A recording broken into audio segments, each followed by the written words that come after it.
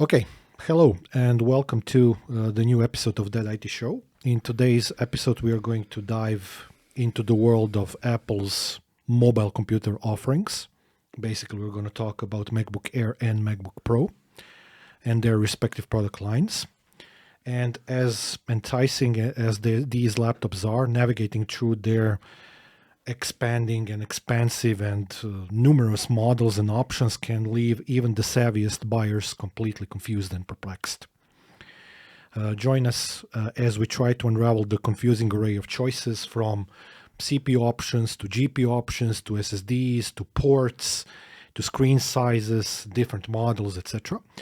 And at the end of the episode, we are definitely not, and we stress that, not going to be able to help you or shed the light on the most suitable MacBook for your needs, because it's basically impossible to do so. So get ready not to demystify all of the available models. That's going to be our fun topic of the day, and make an informed decision in this jungle of MacBook options.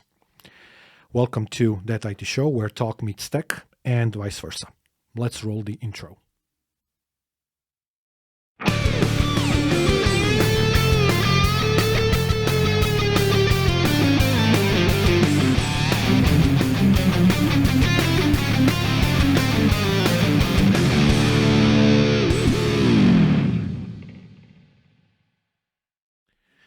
Okay. So is this the part where I say hello? Yes, of course. Okay, so hello everybody. Why Apple and why laptops? Because I'm going to start with this functional question in the start, and I'm going to say You're still going down Dominic's route. yes. So what my opinion, and completely honest opinion, looking at all the tables and all the listings of everything that Apple has done, I think that right now MacBook Air M1 base model, that's it.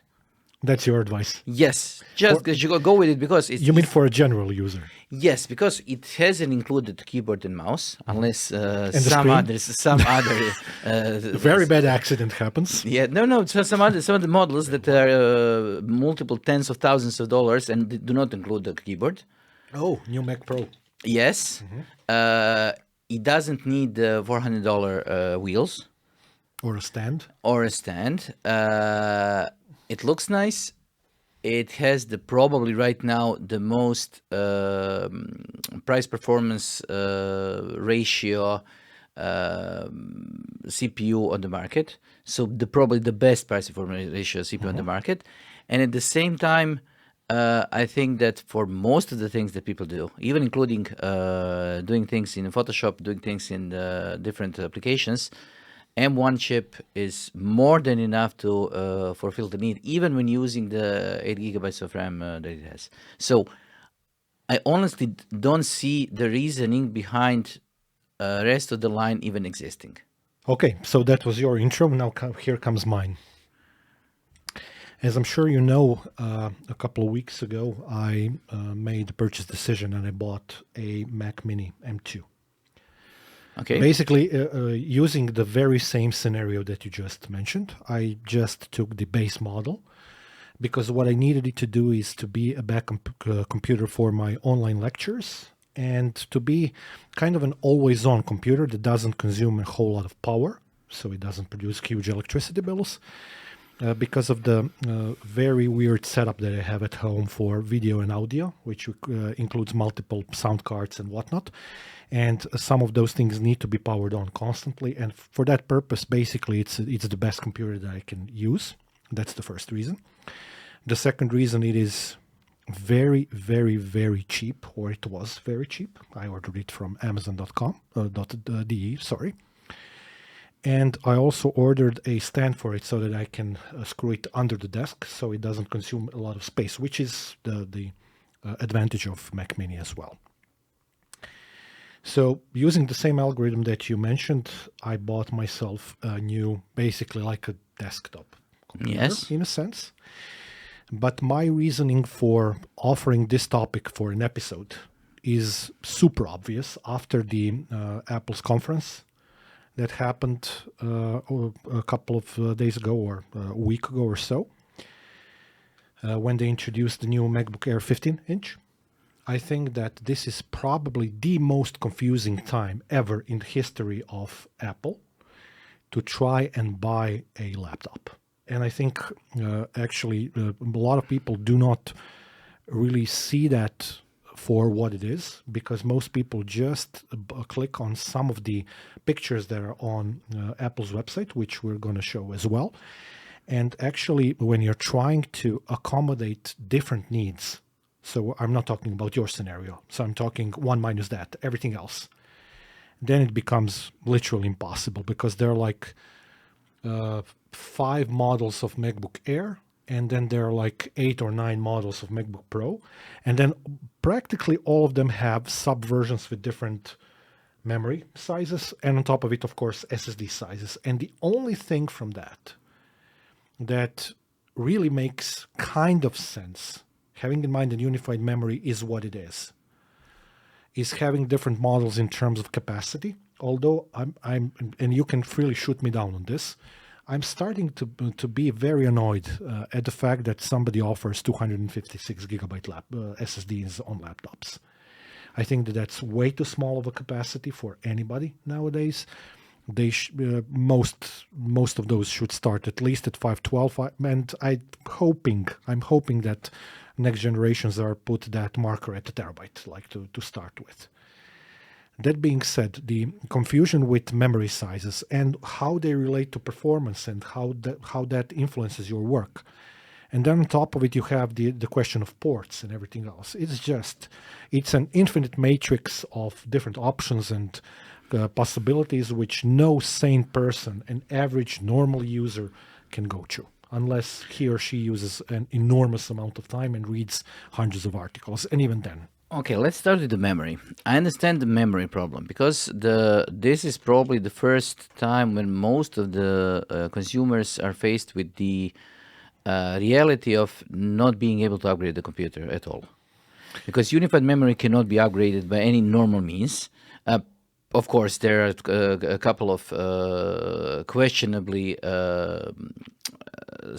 helpful people out there who say that reballing and resoldering all the memory on is a normal way of upgrading, but let's completely ignore those. Yes, yes, it is technically possible, but it requires special equipment, and it requires you to basically break down your computer and then try to turn it back on. Yeah, but and void warranty. Void not only the warranty, but every sane thing that you have. Mm-hmm. But what I don't understand, looking at the different design options and different options for the Macs.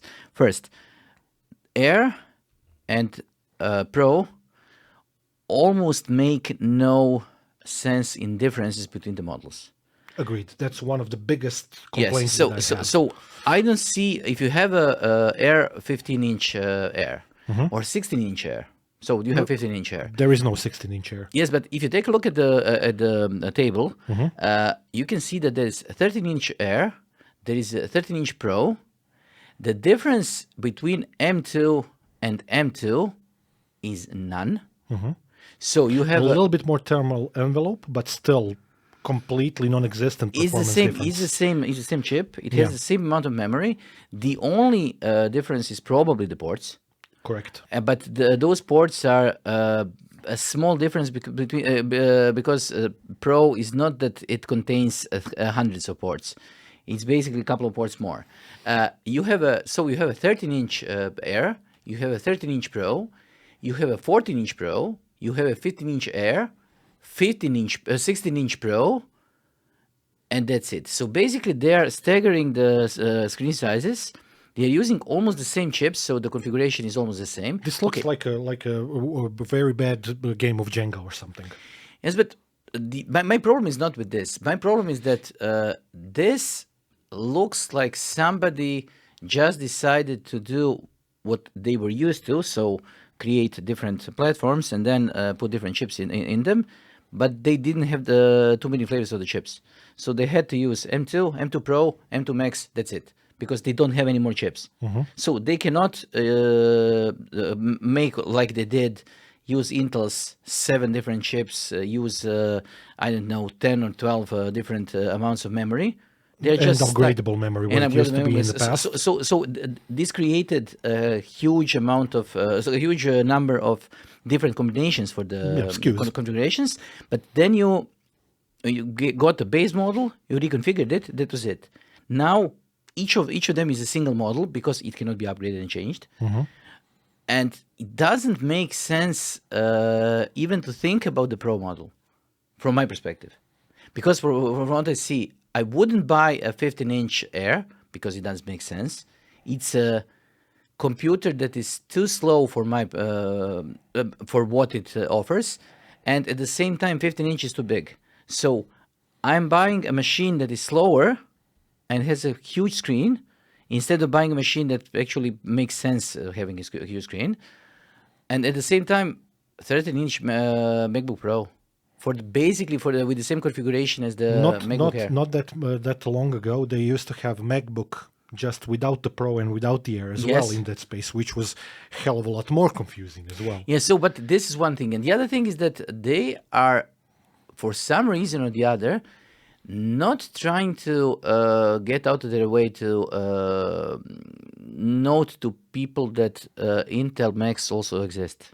So there are also configurations that are Intel-based that are on sale on the Apple site. You can still buy them, and it's an old platform, so they're moving away from it. Actually, I've checked their website, and the amount of Intel-based models that are still on sale, at least from Apple website, is almost non-existent now. But there are a lot of them in the channel still. Yes, but the problem is that people still buy them. So that's not the problem. That's okay. That's okay from the Apple standpoint, but I wouldn't buy if I had an Intel-based Apple PC or Apple computer and M1 or ARM-based PC. I wouldn't buy an Intel PC. Are we going back to the ARM episode? No, it's just a simple fact of life. Intel Apples are right now more expensive than ARM-based PCs that are quicker. You actually bring an excellent point, and I wanted to circle back to that later. But now that you mentioned it, there is a third reason why I bought the base model M2. Although the Mac Mini, although Mac Mini M1 is still on offer, you can buy it. The M2 version was cheaper. Okay, I got the M1 a year ago or a year and a half ago, and I think it's the most amazing small PC that you can buy. Even taking into account that here in Croatia, the money that the local dealer for the Apple computers is out of touch with reality. It's completely out of touch with reality, and they're basically getting 20% or 30% up from the price that would be a normal price. But it's probably one of the best PCs that they ever had. It's not a PC. It's a personal computer. Sorry. So I'm going to Had say to do that. Yes, but what Apple said when they were introducing the Macs, they said that this is your own personal computer. So I'm going to stick with it. Be different and use your personal computer. Are we talking about the super old commercial? Yes. Oh, I love that. Nobody denied that they changed the idea of the personal computer. So it is supposed to be personal. But my biggest problem is the cheapest. Okay, now let's talk about Vision Pro for a second. Why? Because right now, Vision Pro is on price. Is priced as the most expensive MacBook available Pro, on the market. 16, available on the market. Yeah. So suddenly we have a pricing that is not so far off. These are the prices that in a normal country and on a normal market you can buy a lot of different computers for. 3499, by the way. Yes, 3499 for a base model. Yes.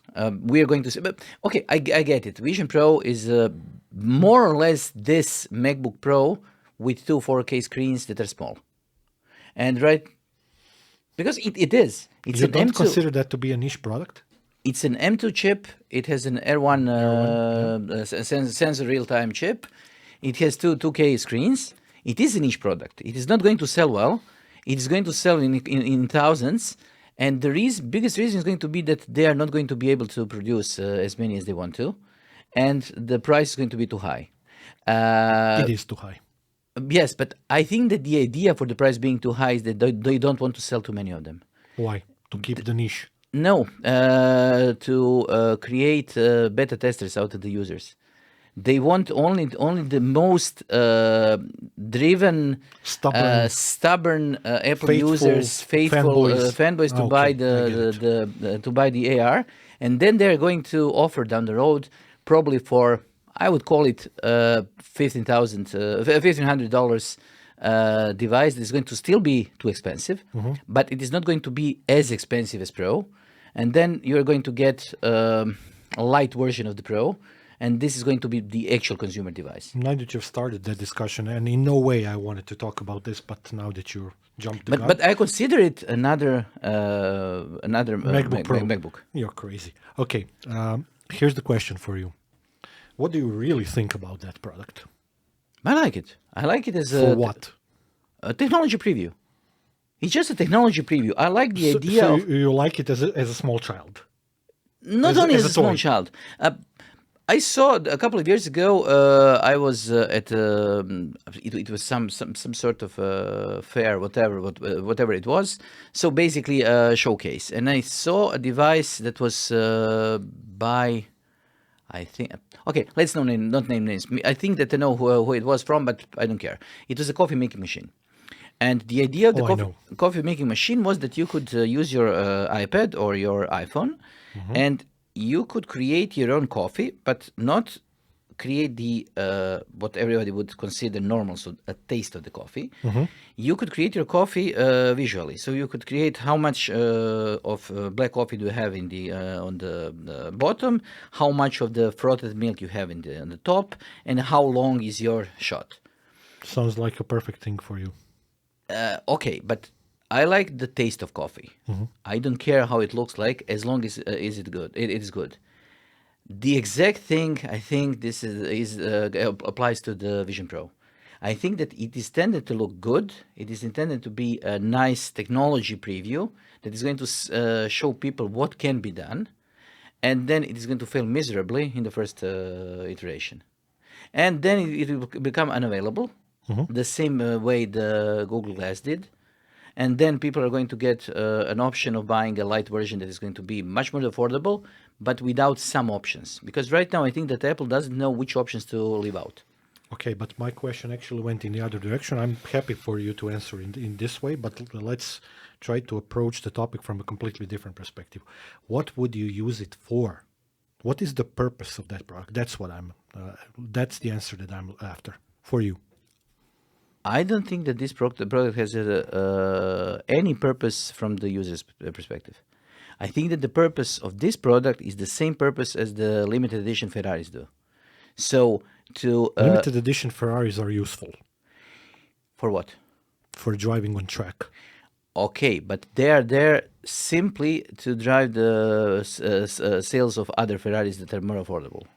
Because not normal person cannot get their hands on limited edition Ferraris, and they don't try to, but they want to be part of this thing. So Apple is creating a demo product. There's going to be immensely nice materials. You're going to look like a dork when you're using it. Yes. You're going to be inside your environment, and nobody's going to pay any attention to you. People are going to laugh behind the back, but then people are going to see what is possible, and then they're going to choose which of the things they did wrong, what of the technology that they employed makes sense, which don't, and then they're going to create a second product that is going to be actually making sense and be available for the general market. Do you know that you are very good at avoiding the answer to a question that I asked? I'm not avoiding the answer. I don't have the answer. That's much better. No, I as a user, I completely don't care about the device. Because it is not intended. In a million years, you wouldn't buy it. I wouldn't buy it. Okay, I agree. Because I drive a smart car. I know. This device is 5 times more expensive than my car. Okay, I'm not. I'm just saying that. Which only tells the story of the state of your car, but okay, but my car is right now 21 years old.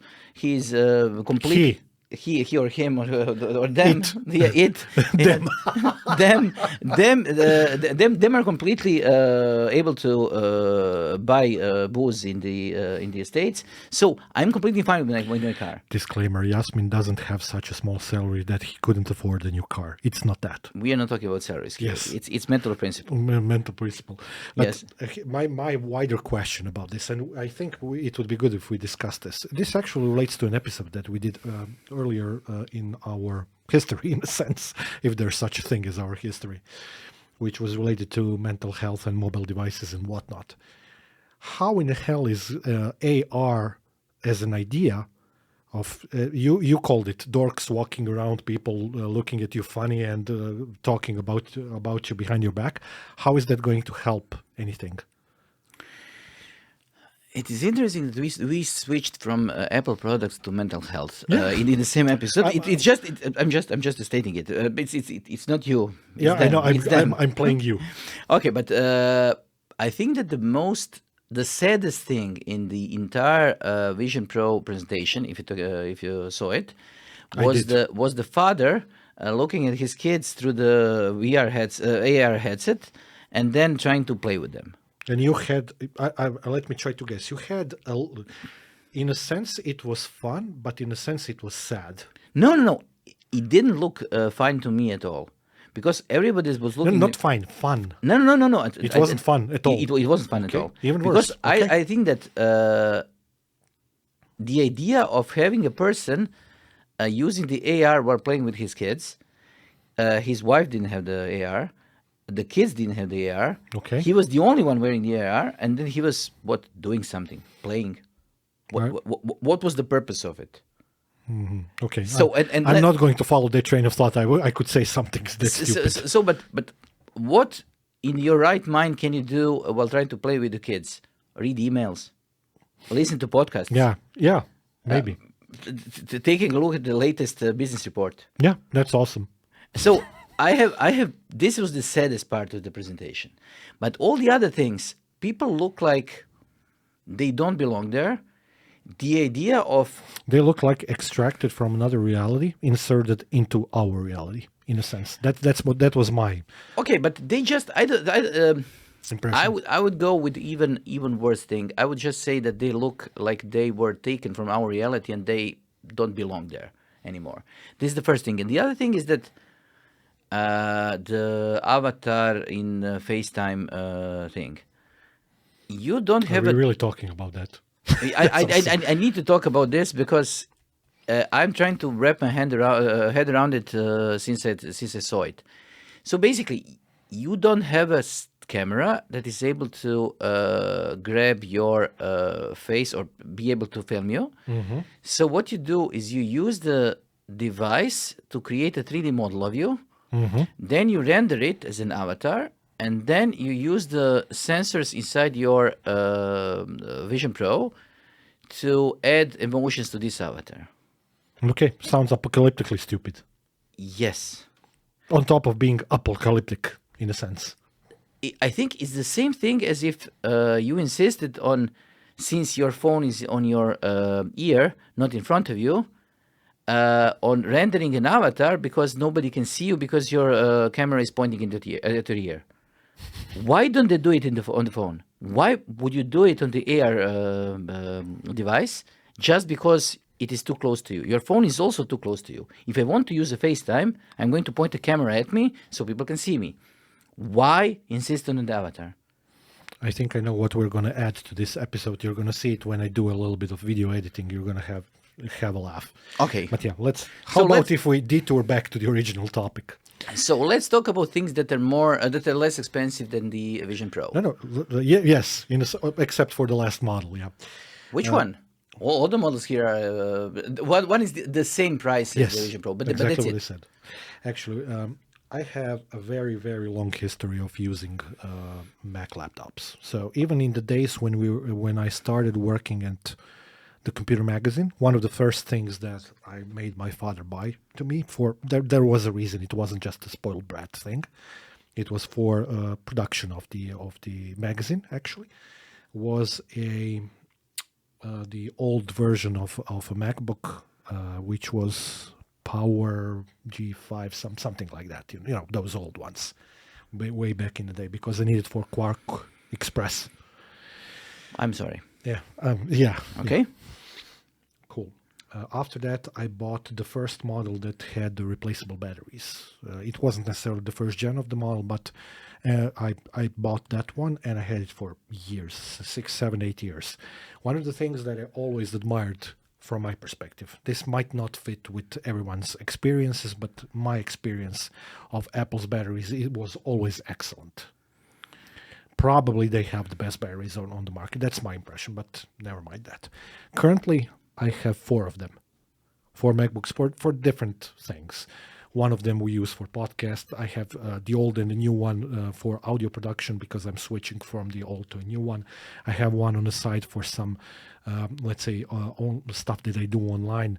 A long time ago, and we had a discussion about this, I kind of learned the hard way that it is impossible to have a computer that can do every single thing that you or I need. It's impossible to have it in one device, especially if you are a little bit more demanding. And for the past year or so, I've been constantly, looking into the direction of MacBook Pros. Primary reason why I didn't buy one was because they're so darn expensive, especially here. Although that wouldn't stop me from ordering them from the Deutsche Amazon, as they are way cheaper there than what they are locally. But even from my perspective of a pretty informed user of Apple products, I have gazillion of their products. When I opened their webpage and started scrolling and started to try to decide which model to take, I was like, you have to be freaking kidding me.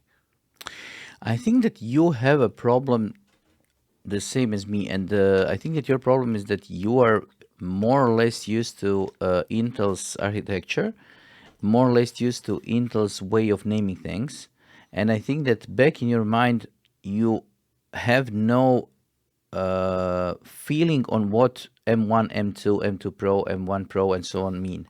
So because I understand their architecture perfectly well. Yes, but back in your mind, if when somebody says that this laptop is, I don't know, comparable to 12700 Intel, you know what it means. Mm-hmm.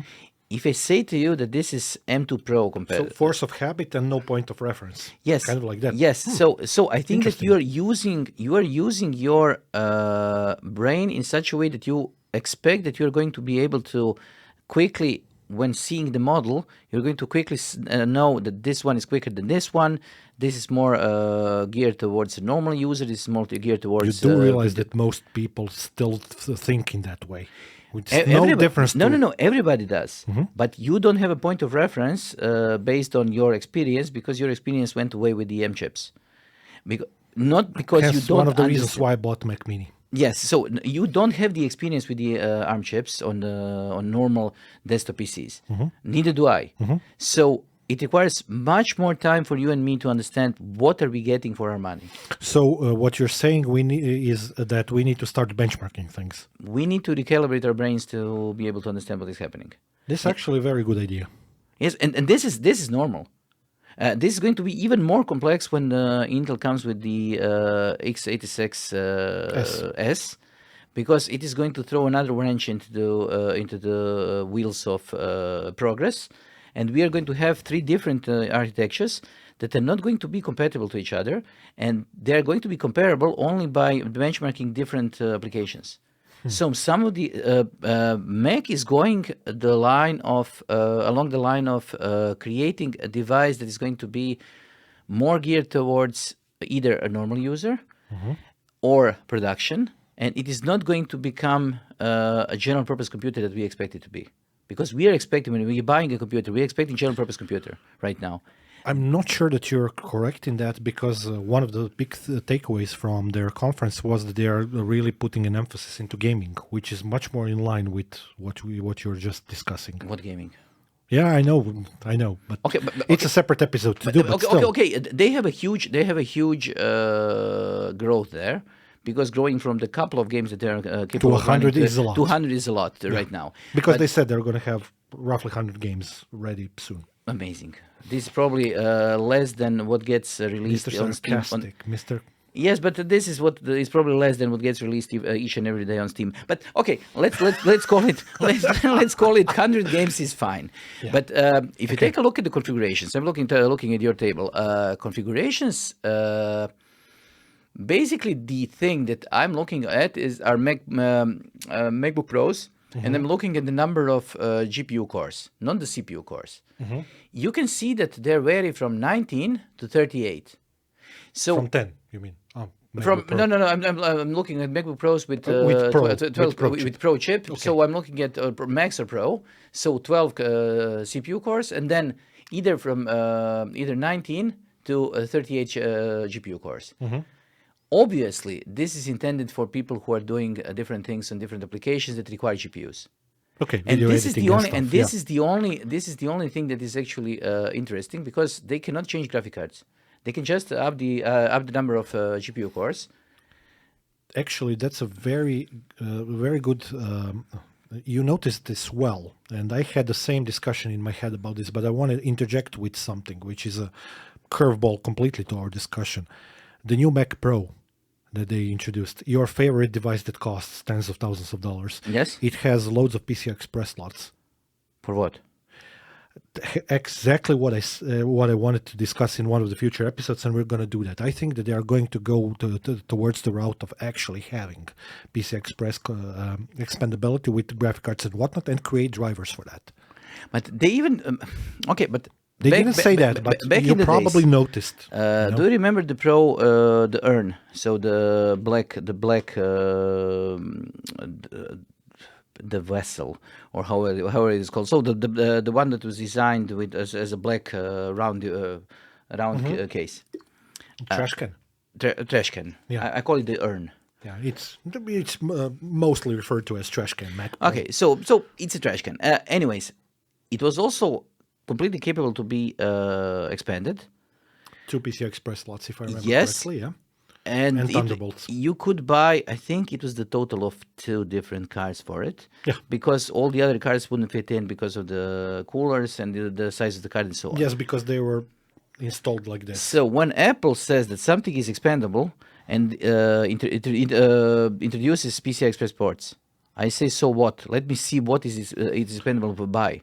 I want to see the hardware that is going to be sold as accessories, because right now there is none.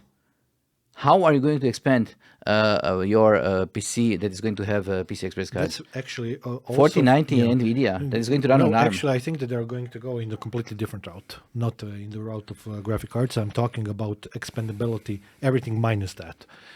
Because for larger productions where a lot of these machines are aimed, Mac Pro, I'm talking about that one right now, those machines are lacking USB ports, for example. Okay, you can imagine having those Sonnet quad port, 8-port USB cards in for connectivity to various devices, from cameras to sound cards to controllers to whatnots. I think that they're going to go there first, and I don't think that GPU support from third-party vendors is going to come anytime soon on that. But everything else, yes. But considering your rent on the currently available motherboards, do you think it's said that production-ready, extremely expensive machine lacks basic support for connectivity? Yes, of course. It's following. This is a next trend that we're going to discuss in this episode. Because this one is 10 times more expensive than the things that we were talking about. Yes. And it still lacks ports. It not only lacks ports, it has less ports than the 10 times cheaper models that we were talking about. And do you expect that not talking about the laptops now, but talking about the desktops, do you expect that they're going to go with the expansion cards that are going to have additional ARM processors on them? Because this is something that can be done. Okay, it can easily be done. This is something that VMware does for a variety of offloads on the PC market, on general PC market right now, in the latest revision of their hypervisor. It's something that has a big future, and they do have controllers with various types of chips, let's call them just that for the purpose of this discussion for it. So yeah, it's not impossible for various types of acceleration. For example, I don't know, AI cards or something like that. They might. They might go that way. Even for the general purpose cards. I don't know. Why not just put another M2 Max in your MacBook Pro, Mac Pro, and then get additional cores, additional power to do some tasks? Because I would be surprised if they don't introduce PCI Express cards compatible with that Mac Pro, new one that's going to come out, not at release date, but afterwards, of course. That's related to networking, something like 25G, etc. Because these machines are born to do video, audio, event production, stuff like that. And for that, the 10G card is becoming actually, irrelevant and doesn't have enough bandwidth, especially with the proliferation of NDI and all of those new protocols for video. what I miss is the ability to do cross-architecture things like we used to be able to do in the 80s and 90s, because I could imagine having a PC card that is Intel-based, or sorry, the PC card for the Intel-based PCs that gives you the ability to get M2 Max on it. This would be a nice thing You to want have. ASIC FPGA approach to Yes, it, or yes, direct yes. support. Yeah. Why not? This is what computing is about nowadays. Yes. Yes, because it could be done. There is no reason for it not to be done, other than Apple not. It's letting the it do. ecosystem thing, blocking into ecosystem thing. if Yes, we're and honest. I think that the problem is that people, to be completely honest, have no way of even utilizing what they have in their computers right now. Because I would say that people who are able to completely utilize, I don't know, the 13th generation of the Intel chips, we are considering them bad, or the last generation that is good. But I think that people who can actually utilize the chip to its fullest are Exception to the rule. not only exception to the rule. I think that even they are exception to the exception to the rule. I agree, and even even if I'm trying to do it when I'm doing video editing, etc., it's just not happening. So it's just for a small amount of time, etc. So I'm with you on that point. You're correct. Also, new games can try to do it, but even the games have a problem because they cannot rely on running on the latest generation of the Intel chips. So they Licensing need reasons and whatnot. Still, no, just because if you create your game so that it runs correctly on the latest generation of the Intel chips, you're going to leave out a lot of the market of all the chips? of all the chips and all that can be solved. that can be solved. But this is something that is a big problem. Yeah, I know. Because if you want to write for the Intel, you need to write for Windows 11. You need to write for the special things that 13th generation has, so different kinds of cores and so on. And this is something that people are not going to do, simply because they don't want to leave the older games or the older PCs behind. You think that might also be one of the reasons why people are not moving towards newer computers with respect to one of the previous episodes that we did? I think that by the end of this year, people are going to be completely confused what to buy. They're going to get. I don't think that Intel is going to get the 14th generations out before the end of the year, but it could happen. Yeah, rumors. Rumors, yes, but it could happen. The rumors also state that they're going to be a hell of a lot faster than the 13. They always do. X86S is going to make an appearance because it is on the market, but they require just a technology demo of it, so this is going to be a chip. New ARM chips are going to appear as M3s, probably. More next year, but yeah. Okay. You are going to get newer chips that are based on the old Intel architecture. So suddenly, in the PC world, you're going to have 3 different architectures to choose from. Actually, 4. RISC-V is making an appearance as well, and you can actually go to Amazon and buy like Raspberry Pi type of devices with the RISC-V architecture, and it is becoming much more popular as we talk about it. Since this tangent went completely away from the Apple devices, It's not. do you think that Intel is going to buy into ARM or RISC-V and try to combine? Intel already bought into RISC-V. They made a significant investment into it. That's a well-known fact. It was publicized.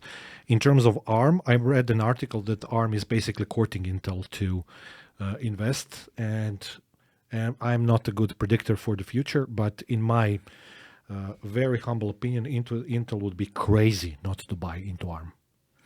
I think that the ARM is probably the only corporation that exists on the market today that is dealing with all the different manufacturers and creating products for all of them. Now, my standpoint for that is purely business reasons. I understand. Yeah, where you're yes, going they with have this. to, because they don't have a comparable in technology. Yeah, and it's not only that. It's about shielding themselves from everybody else, especially Nvidia. Yes, because but they're the only Political ones. moves. But also they are the only ones that don't have the technology. Mm-hmm. They have the people that are able to expand the technology, but they don't have the base technology for the ARM, and they are unable to quickly come up to terms with what the RISC-V and the ARM are doing. So they need to redevelop the existing technologies from different other companies, and I think that they are going to go with ARM because ARM is much No, more they're going to matured. play everything. They're going to go with ARM and RISC-V. They're only doing it. So you're suddenly going to be a consumer that are going to that are going to choose between Windows 10, Windows 11, Windows 12, probably 4 or 5 architectures, and Welcome to the 80s. yes, and you are going. Everybody's going to say that they are compatible with everything else. Unlike the 80s. Thank you Yes. for that mention. I think that Apple, to their credit, again, really showed the world what can be done when you switch from one CPU architecture to another with Rosetta's twice Yes, already. and they are doing it right now with there is an architecture called I think it's ARM 64 EC or ES. I'm not completely sure. Okay. That is basically promising that you're going to be able to run x86 code inside your ARM processor, and then as your libraries become native, so as your libraries become native code for the ARM, the system is going to be able to detect those libraries and then use the native code instead of x86 code. So they're going to be mixed. Basically, Rosetta. Yes, but on the hardware level. Even better. So it is going to be fun to see. But But anyways, Rosetta in the M chips right Yes. now is incredibly good. Uh, In terms of speed, it's unbelievably good. yes, but what bothers me? I think that we have come to a point when we are going to lose the general purpose PCs. You're going to be buying tools. You're going to be buying cheap PCs for everyday use, cheap laptops for everyday use, more expensive laptops for whatever purpose you need them for. So you're going to be ending up with different things that are going to be specific tools. Welcome to the 80s again and 70s. Yes, but we are not dealing with Pong here. That's too bad, actually, in a way, from the perspective of this discussion. But yeah. Okay, so Okay, going back. going back to the Yeah, tangent. we're doing a good job of going back and circling around, the drain, because that's what it is. There are two more things that, from my standpoint, and you can freely add if you have any more. So I mentioned that the pricing structure doesn't make sense. The GPU number, which you mentioned, also at times doesn't make sense because it's not explained well enough. Okay. Why would somebody buy a 30 core GPU on Or what does M2 it Max, mean? or what does it do and how does it do it? Whatever it's doing. The SSD thing pisses me off to no end, which is normal, I think. Okay, but iCloud needs to sell, so Yeah, that's true there as well. Memory thing is confusing for a lot of people because, and this is where your earlier rant about my lack of some kind of a, let's say, reference point comes to play. I think most people will still say 8 gigabytes. That doesn't sound like a lot. General people. and I expect a lot of different manufacturers on the Intel side are going to say, "Oh, your laptop shouldn't ever have less than 16 Like gigabytes marketing, of-" yeah. Yes. Okay, because I mean, some of the next generations of AMD and Intel are going to do the same thing. It's pretty straightforward. We already talked about that. That's the future of the chips at this time, and not a very far future, very near future.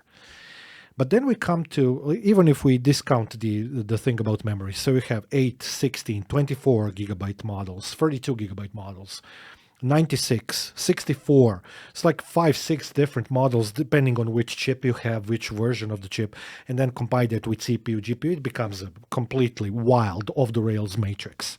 That we covered. The next thing that pisses me off to no end, and this brings us back to our laptop episode, which was, again, very, very popular with our listeners, which is the ports. For the life of me, and I'm sure I'm not the only one who thinks this way. I do not understand a laptop that has two ports. Two USB ports, to be concrete, and even more to the point, two Thunderbolt or USB 4 ports. What hell kind of use case for that exists if you don't have at least one Thunderbolt hub? Please enlighten me. And Thunderbolt hubs are very cheap. First, Mac is never going to provide you with the cable connected keyboard. They are never going to provide you with the mouse that's going to be cable connected.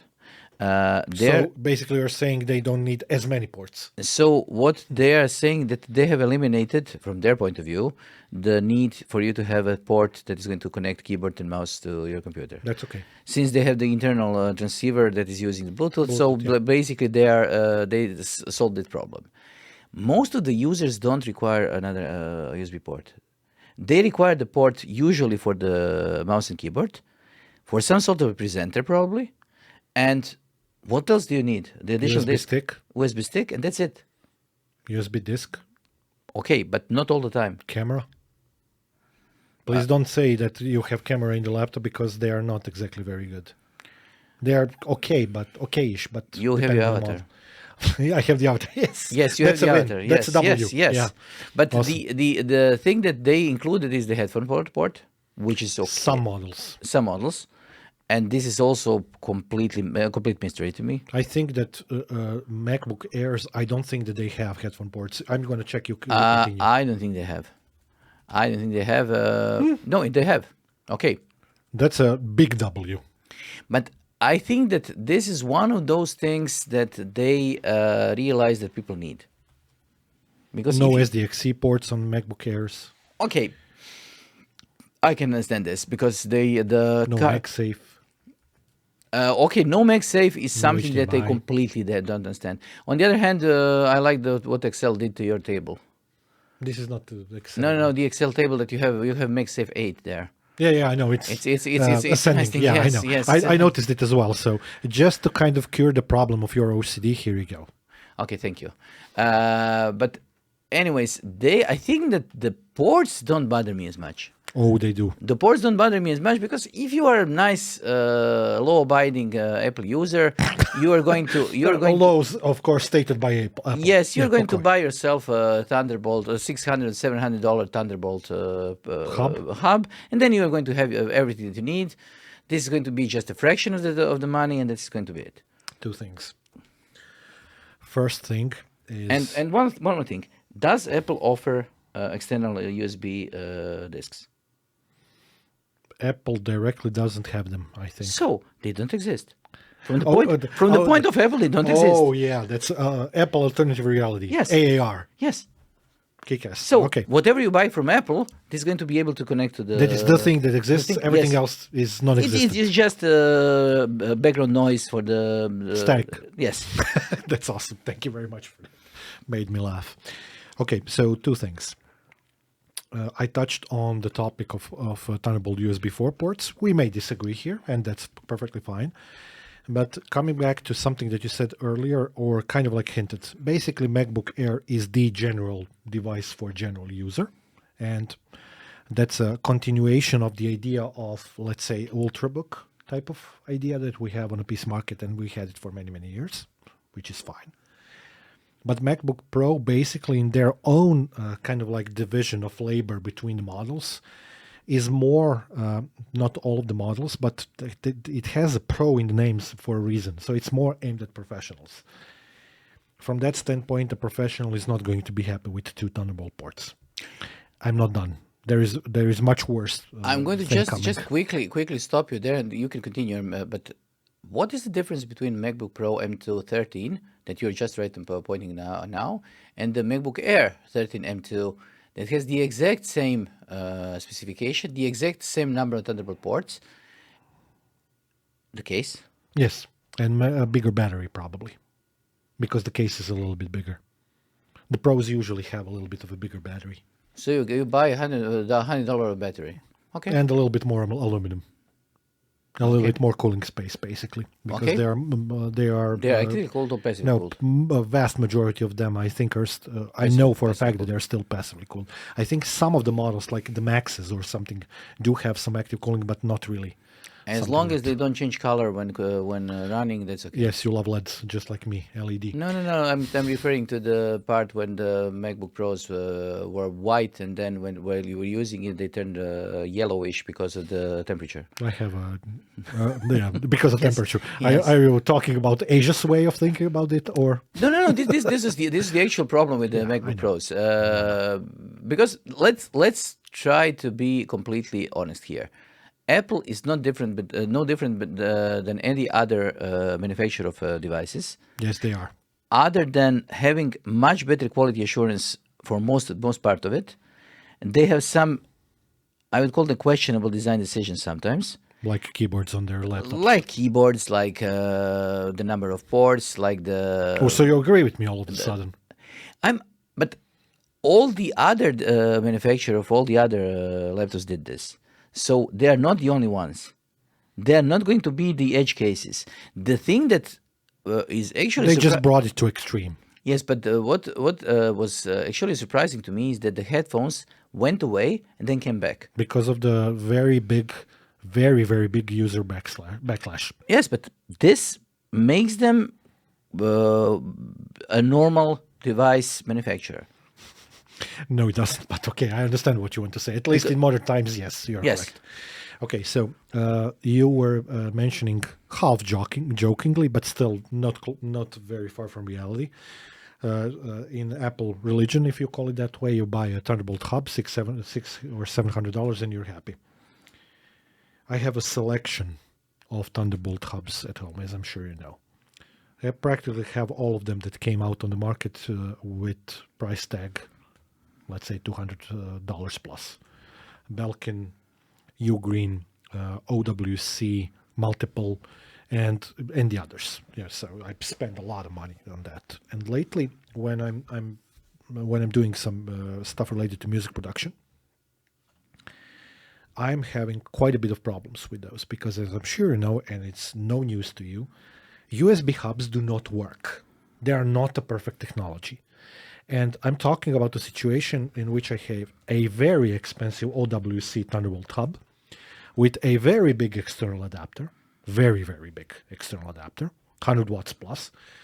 When I power it on and connect to my MacBook, sometimes my hard drives, and I connect 2 or 3 hard drives to it because internal space, sometimes they start losing connectivity and then they start having it again. Basically, it's a power problem. It doesn't have enough power on the USB ports.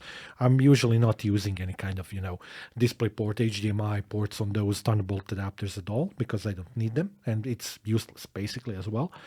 But this is heavily reminiscent of what we had in the PC world when people started buying passive USB hubs. In that use case, these sorts of problems were very common. But for powered, very expensive Thunderbolt 3 hub, to have these problems is unacceptable. Hence my reason why I said that having, let's say, 3 Thunderbolt ports is not enough. And it's not. I would go with another thing. What bothers me is that sometimes, and this is a lot of times, the problem with the hubs, not only Thunderbolt hubs, also USB hubs, comes down to the cables. Because the cables, especially in the I'm PC, using your cable. yeah, yes, I know, but The very cheap Apple cable. yes, but the very cheap Apple cable is basically more expensive than your hub, and this is an anomaly. Normally in the PC world, the cables are complete disaster. Yes, they are. And then people try to understand what is happening, and I have seen a lot of times that when you put your mobile phone near your hard drive, suddenly your hard drive disconnects when somebody calls you, because of the shielding and because of the cables and everything else. We had a problem with recording some of the episodes of our podcast with some not so good USB cables. So yes, it's a very hence the reason why I started only buying Thunderbolt cables because they can withstand anything. But I think that I'm not going to call additional ports and the problems with the number of ports on the MacBooks something that I would be especially angry at or ranting about, because They are not intended to do so. You are intended to. The idea is for you to have your own workspace at home. You buy an awfully expensive Thunderbolt dock. You get everything on that Thunderbolt dock connected. You have your own disks, your whatever it's called, display from Apple. Your display is going to be as expensive as your PC, as your laptop, or even more. And this is going to be your workstation. And then when you take your laptop, you're going to take just the bare essentials with you because you don't need the workstation when you're traveling. So you're not going to take everything with you. You're just going to take probably a USB stick or something, and you're going to be a power user since you are you belong to the Church of the Apple. So you're going to buy your iCloud subscription. You're going to get all your files to the iCloud, and this is going to be it. So once you're in the ecosystem, you can work without having too many things connected to your laptop. So you're harping on the topic of cloud, just like you did in one of the previous episodes, because cloud is convenient for you. That's what you're saying. It's not convenient for me, but it's no, it is. Okay, it's not convenient in a way that Apple is pushing it. But it's convenience. Some of the things that cloud can do are convenient. Okay, great. Some of them are not. Some of the applications don't completely miss the point of how the cloud should work. Hint Adobe, hint almost all the games on the PC, because they're able to use the cloud to save the game, and then they're completely unable to do so. But the cloud itself is just one part of the system, and Apple is including it in the equation when they're designing the laptops. They don't care about you not hating the iCloud. You shouldn't be hating the things that Apple is going to put on the market. I don't hate iCloud. I just don't use it. But you shouldn't be not using Apple's approved technology. Thank you, preacher. Yes, this is the thing. I know a guy on Twitter who is completely insane about talking only about Apple, and basically this is him. You shouldn't be saying bad things about Apple. You shouldn't be. You are my preacher teacher. Huh? You shouldn't be not using the technology that Apple provided. Apple is good. Use the technologies. Good. Apple good. Everybody else bad. No, Apple good. None of it. None of the others exist. Yeah, that's good. And the port discussion out of the way. There is one more thing related. It's again port, but not Thunderbolt USB. It's the HDMI thing. So previous generation of MacBooks had 4 Thunderbolt ports. I have one of those. It's actually right there on the desk. And then they removed one of the ports and brought back the HDMI port. There are 2 really big questions there. Question number 1, who in his right mind removes the HDMI port from a laptop? Okay. Ever. Not a discussion that needs to be had, I think. And the second question is, although you could take a look at the architecture of those M2 chips, maybe it's true, maybe it's not, but replacing a Thunderbolt port with HDMI port makes a lot of people not happy, which I think is also reasonable, especially when you talk about the price tags, for $2,000+ of laptops. I'm just going to throw a quick wrench in your wheels and just going to go. Please do. Yes. And do a wheelie. Because I wanted to see something. Basically, what I wanted to see is are Macs, and I'm talking about laptops, able to be powered by the Thunderbolt port? Yes, they are. For years now. I'm not so completely sure when looking at official documentation, because it doesn't state it. Do you want to hear the most insane thing? Sorry for stopping you, because this is completely crazy. So the sound card that I have right there, Yes. Universal Audio Apollo X4, Okay. it is able to provide power to the MacBook and keep it not charging up, but keep it almost steady. Okay. Basically diminishing the amount of battery drain as the laptop is being used. So it's not really charging it per se, but it's significantly enhancing the battery life, which was very unexpected, because I'm sure you know, This is I have the a gazillion of these This is cards. Intel-based. This is an Intel-based. This is an Intel-based one, but I have Because what I can see on the official pages, it says that USB-C charge cable or display that provides power can charge your MacBook Pro, introduced in 2016 and later. and it says that you can use MagSafe 3 cable to connect your charge. You can charge the MacBook, but it doesn't say anything about using a Thunderbolt port. It doesn't mention the Thunderbolt port. So basically, we're a couple of steps back again. Yes, because I would expect that if I have a Thunderbolt Actually, port, it doesn't necessarily have to be a step back. It can be. You can treat this as a step forward, because that means that the Thunderbolt port is freed from the purpose of being connected to a adapter, because a lot of people do not want to spend $600-700 on a Thunderbolt hub. but if I spend, you understand what I wanted if I to say. did if I did spend my $600 on the Thunderbolt dock, I wanted to charge my laptop. I want to be able to use a single cable to do all the charging and all the connections. Still, it frees you one Thunderbolt port, which is not necessarily bad. But from the user's perspective, what I like to do is I like to have my laptop in my backpack. I want to just take the laptop out, connect the single cable to it, and then use it I'm for completely charging and with you, everything but I'm else. And saying- my Mac charger should be staying at my backpack because I don't need it if I have a single Thunderbolt or apparent USB-C port. I'm with you. I'm just pointing out that there might be some advantages to that as well. It doesn't necessarily have to be just universally bad. But I want somebody with a MacBook Pro to check this for me, because I want to know if the MacBook Pro that is powered by the M chips is able to be powered by Thunderbolt. I'm long used to marketing. Let's call them bending the truth and bending the facts. So I see that they're talking about connections. They're talking about Thunderbolt ports and so on and so on and so on.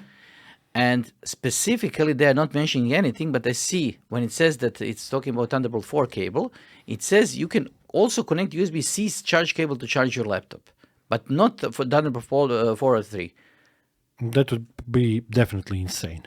And this is one of those things that would make sense to me. I want to be able to use a single cable. Apple is all about being elegant and looking nice. I want to be able to use a single cable to connect. You want to look nice. No, I want my laptop to look nice.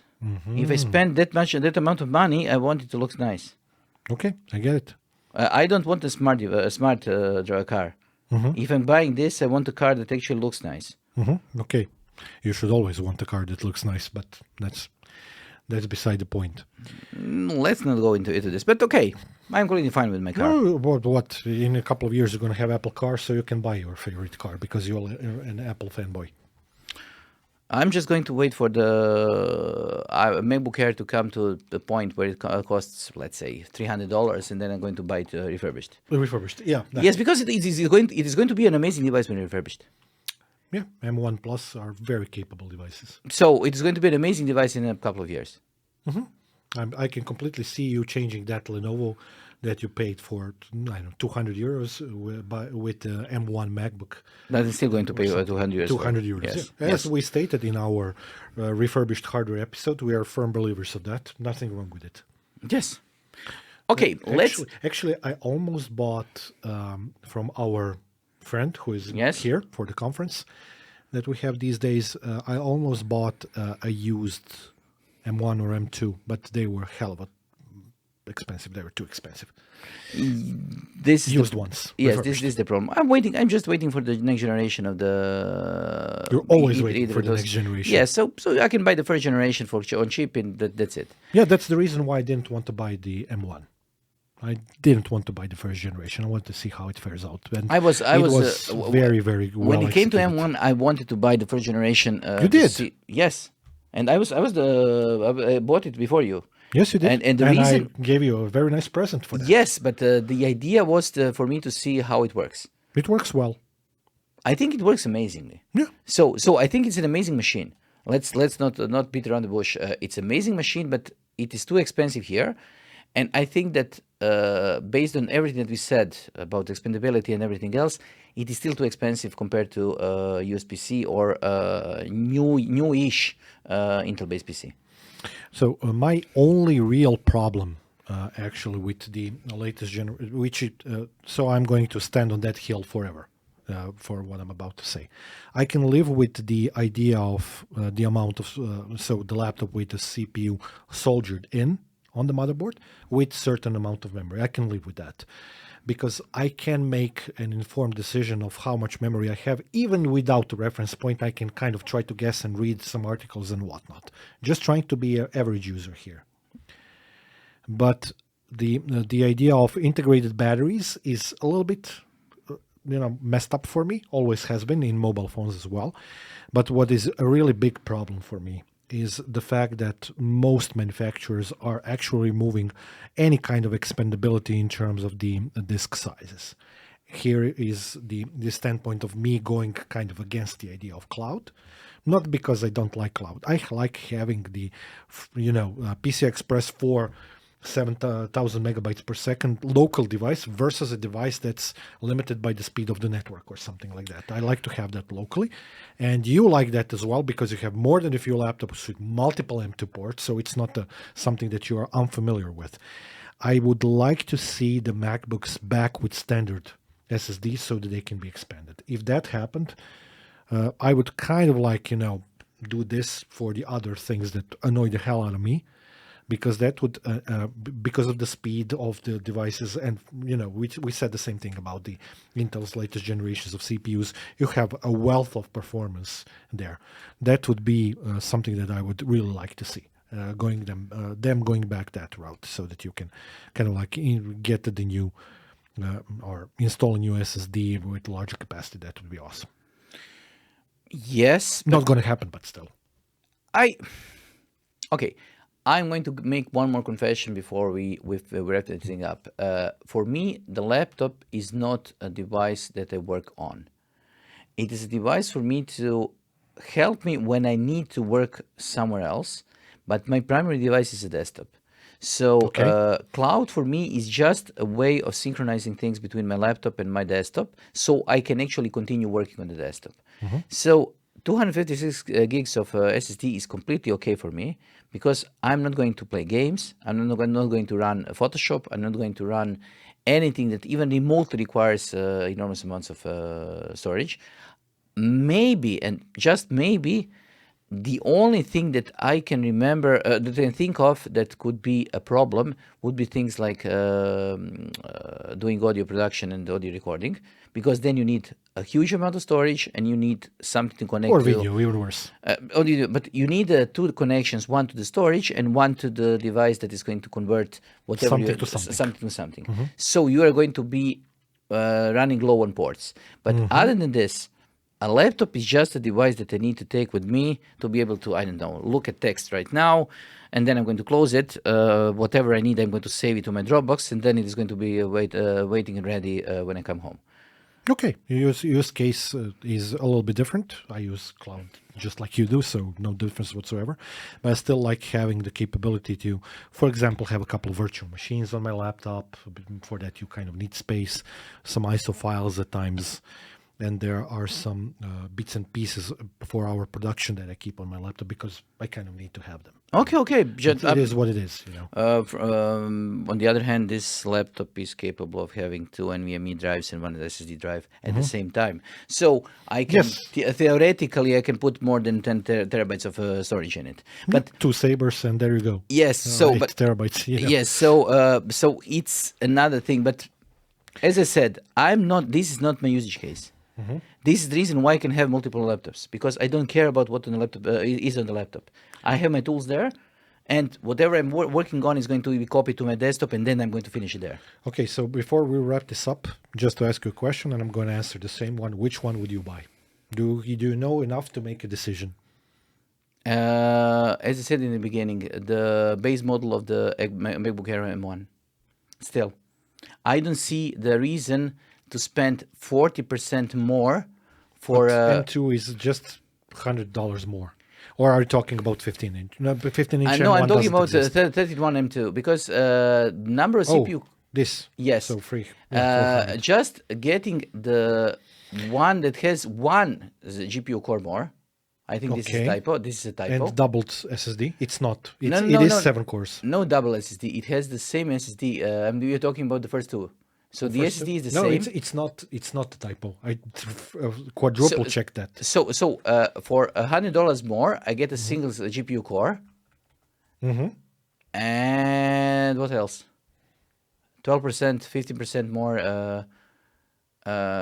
No. You need. This is MacBook Pro. No. Okay, keep on talking. I'm gonna so find it. There we go. So 7 cores, and the specification is almost exactly the same. Yeah. I'm not using anything that would enable me to use or to provide me with anything that would explain why would I pay 40% more for a device that is not going to be utilized. So $13.99 for the MacBook Air M2, and $9.99 for MacBook M1, and this device is going to behave exactly the same for me. So no reason to buy into a more expensive device. The battery is not going to be better. I'm not getting any more ports. I'm not getting more memory. The chips are going to be almost exactly the same. So what? I'm buying for a little bit of SSD. Okay, I'm going to play the devil's advocate here. I'm going to play the role of not the average user. Okay. So let's say I'm an advanced user. Okay. Okay, so let's go. I'm going to stop you and call MacBook Pro M2 14. No, I have no idea. I would put you into MacBook Pro M2 Pro 14 for $24.99. Here's the thing. I absolutely, under no circumstance, am ever going to buy a 14-inch laptop from anybody. Okay. So for me, the only real options are always going to be either 13 or 16. And I'm more lean, when we're talking about the MacBooks, I always lean towards the bigger screens. There's a reason for that. So screen real estate is important for me. Yes, we are getting older, so we need bigger. It's not that. I have the highest resolution on them, so it's not that. It's about the screen real estate. So my starting point for that discussion would probably be 16-inch M2 Pro, which is $24.99 in the US. Yes. Which has 512 SSD, which is nowhere near enough for me. I need at least terabyte, and nowadays even 2, unless I want to carry additional external NVMe SSDs for samples and whatnot. You have a colleague at work who takes that to extreme, so you know what I'm talking about. So basically, I don't know, maybe even M2 Pro 16 for $26.99 would be my starting point for discussion. Realistically, I'm not trying to kind of like be difficult here, but it's very confusing for me. I have no idea. But realistically, for that amount of money, you can buy a couple of ThinkPads. I mean, these ones or new ones? I'm talking about newish ones. This is P50. You can probably buy a P52 with additional RAM, so you can NVIDIA card. You can get a discrete card, and you can get a pretty decent workstation for this amount of money. I know. Actually, I think it would still be a little bit of money on the table. Yes. You probably can just jump on the plane, go to the States, buy this used laptop in the States, and then come back, and you're going to still be with some money left. Yeah, that's actually still something that we are able to do. Okay, so let's wrap this thing up. You have no idea what to buy. I want to buy the cheapest one, the simplest one, and the base model one. And this is something that I said in the beginning, so you didn't persuade me to buy a more expensive Apple laptop. I didn't even try to do that. Nobody's trying to do this, and this is one of the biggest problems that Apple right now has. It is hella confusing for me. Sorry. Yes, they have no... I think that the problem is that they are completely into brand marketing, creating an image, and so on and so on and so on, but That's what they are. They forgot that people need to buy the devices, and they need some sort of advice on buying the devices. And they are not giving it. Okay, so let's wrap this thing up. We'll see you in the next episode. Until then, I'm Vedran. You're Vedran, really? Yes. Okay, switching names now.